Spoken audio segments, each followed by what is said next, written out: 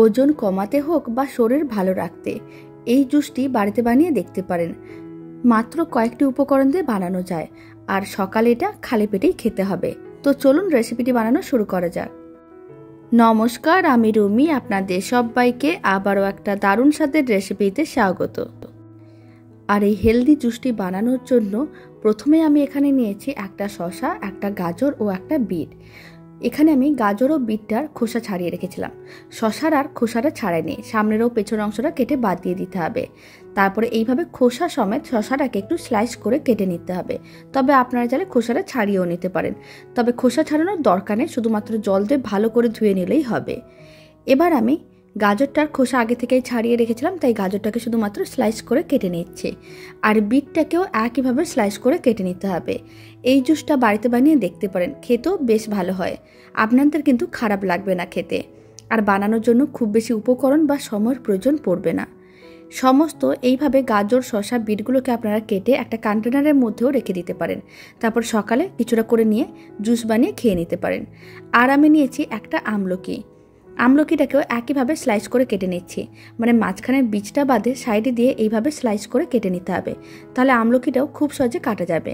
আর নিয়েছি অল্প একটু আদার টুকরোটাকেও একটু ছোট করে কেটে নিচ্ছি। সমস্ত কিছু কেটে নেওয়া হয়ে গেছে। এবার একটা মিক্সির জার নিতে হবে, আর কিছুটা করে এইভাবে মিক্সির জারের মধ্যে দিয়ে দিতে হবে, মানে অল্প শসা, অল্প গাজর, অল্প বিট, আর দিয়েছি আমলকির টুকরো, আদার টুকরো। তারপরে বেশ কিছুটা পরিমাণ জল দিতে হবে, আর খুব ভালো করে পেস্ট করে নিতে হবে। সমস্ত কিছু খুব ভালো করে পেস্ট করে নিয়েছিলাম। মিশ্রণটা রেডি হয়ে গেছে।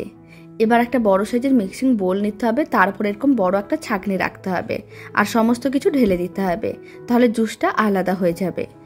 আর যে বাকি সবজিগুলো আছে, মানে বিট, গাজর, শসা, আমলকি, আদা, সেইগুলোকেও মিক্সির জারের মধ্যে নিয়ে নিয়েছিলাম। খুব ভালো করে পেস্ট করে নিয়েছিলাম, সেটাও এইভাবে ছাঁকনির উপরে দিয়ে দিলাম।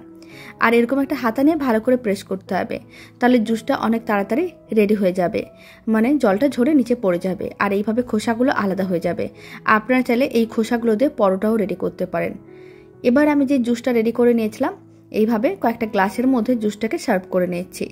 আর জুসটা যাতে খেতে ভালো লাগে তার জন্য একটা লেবুর রস বের করে রেখেছিলাম। সেই লেবুর রসটা অল্প অল্প করে গ্লাসের মধ্যে দিয়ে দিতে হবে, আর খুব ভালো করে মিশিয়ে নিতে হবে। এতে খেতেও ভালো লাগবে।